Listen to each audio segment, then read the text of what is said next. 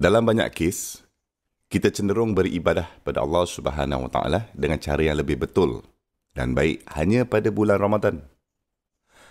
Datangnya Ramadan, alkohol dibuang. Muzik dibuang. Semua benda yang tak patut dibuat, dibuang. Zina, dihentikan. Semua yang buruk dihentikan dan kita menjadi orang yang baik. Mengapa? Kerana mereka nampak anak bulan. Oleh itu, kita telah menjadi orang yang cermelang, yang terbaik. Dan anda tahu apa berlaku lepas tu? Semoga Allah Subhanahu Wa Taala mengampuni kita. Sebaik saja bulan lain pula dilihat masuk, anak bulan Syawal, semuanya kembali macam biasa. Ia macam Aidilfitri bermaksud saya akan melakukan qada untuk makanan yang saya telah terlepas. Dan saya melakukan qada untuk semua dosa-dosa yang telah saya tinggalkan semasa Ramadan. Dan sekarang anda akan naik balik roller coaster sekali lagi. Sekiranya demikian rupalah, bi'sal qaum la ya'budunallaha illa fi Ramadan. Sungguh buruk sesebuah ummah yang beribadah pada Allah Subhanahu Wa Taala hanya pada bulan Ramadan. Dia adalah Allah Subhanahu Wa Taala yang sama, yang satu-satunya. Adakah anda tahu kepuasan yang anda rasakan di Ramadan boleh berpanjangan walaupun lebih jauh selama 11 bulan yang akan datang itu?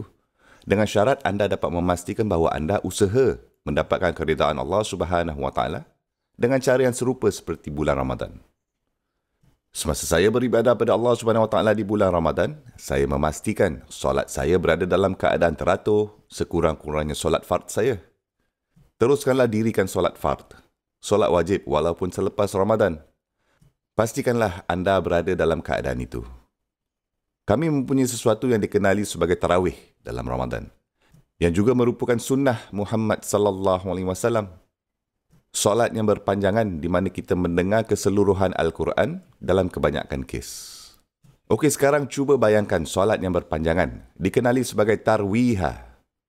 Sekiranya anda dapat melihatkan makna yang mendalam perkataan bahasa Arab itu, ia berkaitan dengan keselesaan anda. Ia berkaitan dengan sesuatu yang mudah yang dibuat. Dan ia berkaitan juga dengan sesuatu yang memberikan anda sebuah suasana rehat.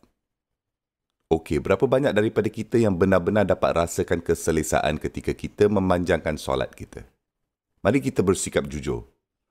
Ramai di antara kita melihat solat sebagai satu tanggungjawab yang berat, yang membebankan dan bukannya satu tanggungjawab seperti sebuah hadiah yang diberikan yang harus kita hargai. Saudara dan saudari, ada perbezaan antara seseorang yang memenuhi solat kerana dia kena buat dan seseorang yang menunaikannya kerana dia ingin sangat menunaikannya. Sekiranya anda melakukannya kerana anda fikir anda kena buat je benda tu, anda masuk dan anda turun dan naik dan turun dan naik dan anda cuba habis solat cepat-cepat dan mengatakan Alhamdulillah, Allahumma antas salam, dan kamu berjalan keluar dan semuanya hilang macam itu je. Tapi jika anda solat kerana anda betul-betul mahukannya, anda betul-betul inginkannya, anda masuk dan anda meluangkan masa anda, ambil masa, anda berdiri dengan betul, anda telah membuat wuduk dengan betul, dan Allahu Akbar. Semasa anda memulakan solat, anda akan dihubungkan pada Allah Subhanahu Wa Taala. Tidak ada apa yang dapat mengganggu anda dan anda boleh memanjangkannya. Semakin lama anda memanjangkannya, semakin anda menikmatinya. Adakah itu yang berlaku kepada kita?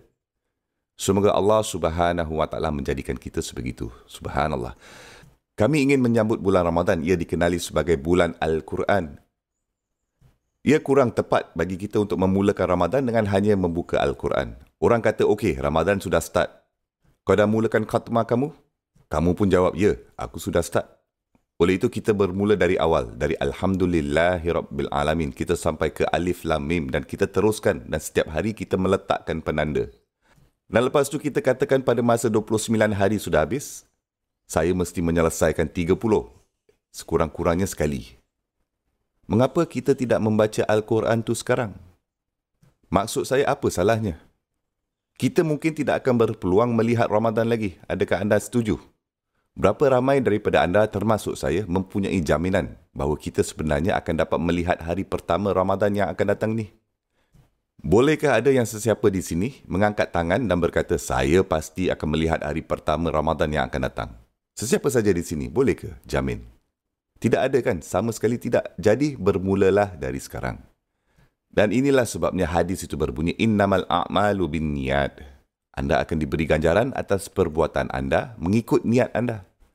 Jadi anda mula berniat, Ya Allah, ini adalah kalammu, ini adalah kata-katamu. Sama ada Ramadan atau tidak, ini masih tetap kata-katamu. Dan Ya Allah, saya mahu mula membacanya mulai hari ini.